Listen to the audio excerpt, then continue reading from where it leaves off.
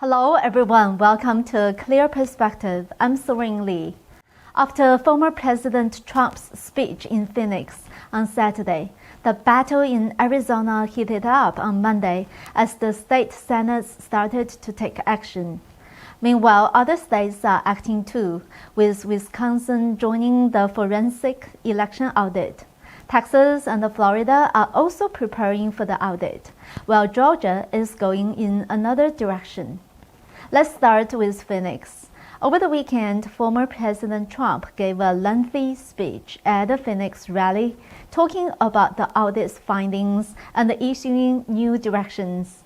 Trump said, "The time to hold them responsible and fix this broken and corrupt system is not in 2022, where it may be just as corrupt. And if it is, you are not going to win.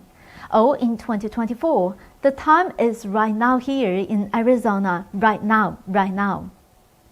Right after Trump's speech on Monday, July 26, Arizona Senate President and the Judiciary Committee Chairman issued two new subpoenas, one to the Maricopa County Board of Supervisors and one to Dominion Voting Systems.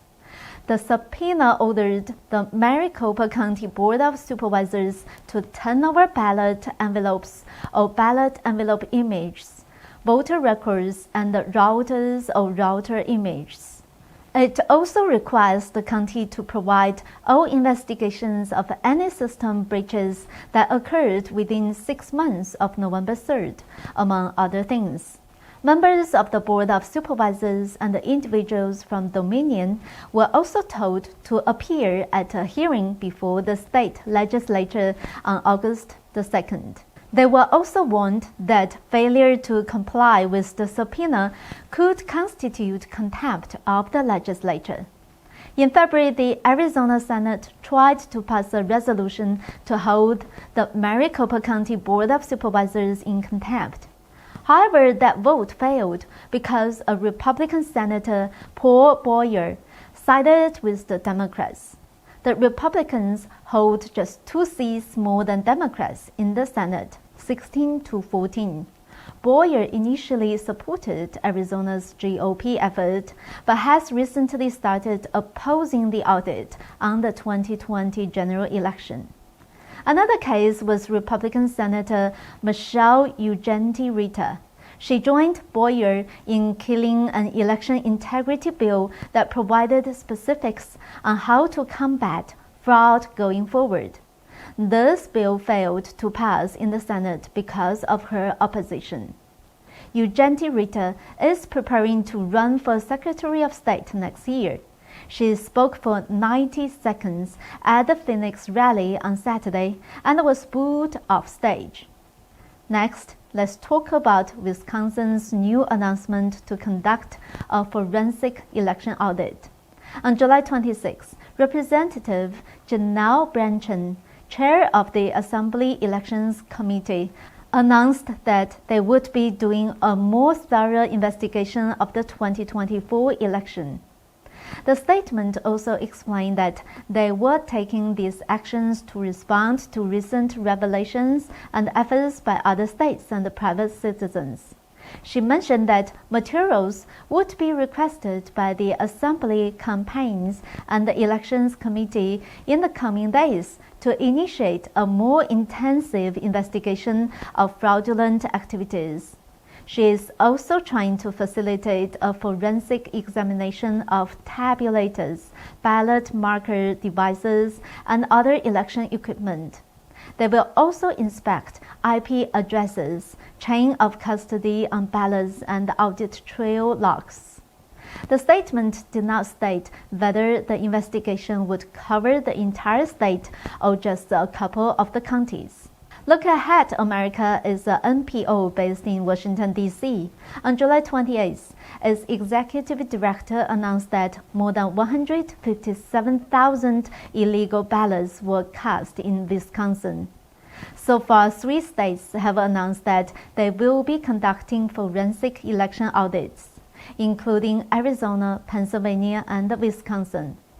The investigation faced obstacles in Pennsylvania. The state's Democratic government threatened the counties from cooperating with the audit through decertifying the voting machines that got turned in for inspection as part of the audit. It meant that the county would have to buy or lease new voting machines. The state government also refused to provide the budget for replacements after it decertified the machines. 3 counties in Pennsylvania were chosen as part of the audit. 2 of them were Republican, but both counties refused to cooperate with the audit. The only Democratic county was Philadelphia. Biden made a trip to Philadelphia just to stop it from cooperating. The deadline is set to July 31st for the counties to respond with a plan to comply with the audit. Let's wait and see what will happen next. However, in Georgia, it was not the state legislature that led the action, but rather the group Voter GA. The founder of Voter GA, Garland Favorito, is leading the in-depth investigation of Georgia's ballots. They combed through digital ballot images, tally sheets, and documents connected to the 2020 election, and the hand recount conducted after Biden's narrow win in Georgia. The error rate was alarming. On July 19th, Favorito filed a new petition with the court, asking the judge to grant them permission to inspect Fulton County's physical ballots. But the most dramatic change in the state of Georgia is that some Republican legislators intend to take over the Fulton County election. Georgia's Speaker of the House asked for the Georgia Bureau of Investigation to investigate Fulton County. Rob Pitts, chairman of the Fulton County Board of Commissioners, sent a letter to the House Speaker claiming that all counties within the state should be investigated for potential fraud. On July 27th, Rob Pitts said at a press conference that he would fight any attempted takeover of the county's election management. Actually, the state election board has the authority to replace Fulton County's election leadership. This way, we can ensure that the election in Fulton County would be conducted in a fair and honest manner. This is good news for Republicans and conservatives. Let's talk about Texas. Texas representative has introduced Bill 241 to audit the 2020 election, which calls for inspections in the 13 most populous counties in Texas. His proposal has the support of State Attorney General Ken Paxton. Most of these 13 counties are Democratic-controlled. Trump won only 3 of them. Paxton said, "It gives us an opportunity to figure out how we want to correct that." But that bill still needs to be voted on in the House. The special session will not be held until the Democratic members who fled to Washington, D.C. return. On July 19th, 6 of the 58 Democratic lawmakers who fled to D.C. were confirmed to have COVID-19. The Democratic Party has announced that it will not refresh the list anymore. One of the lawmakers has now returned to Texas due to family matters. Another lawmaker, Philip Cortez, returned to Texas last week, but quickly flew back to Washington, D.C. again. He claimed to have discussed the bill with Republicans after he returned to Texas, but had no results. His approach raised questions about his integrity. At the time, he was allowed to leave the House floor temporarily because he promised the Republican Speaker of the House that he would return.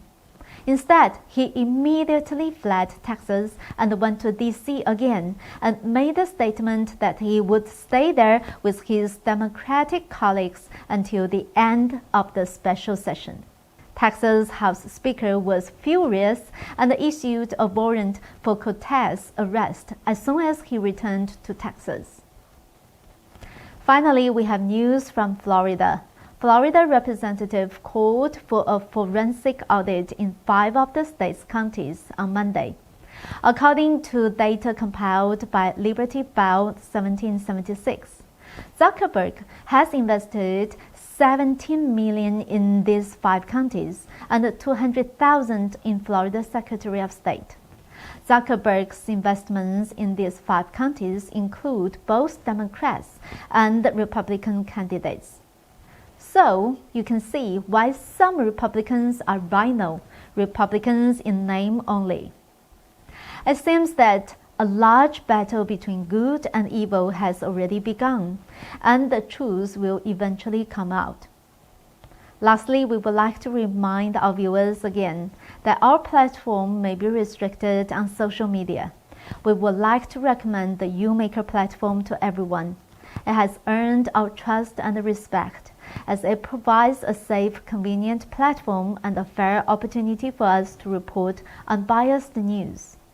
Our videos are available on YouMaker. Please subscribe, and we hope to see you there. Thank you for watching. I hope to see you next time.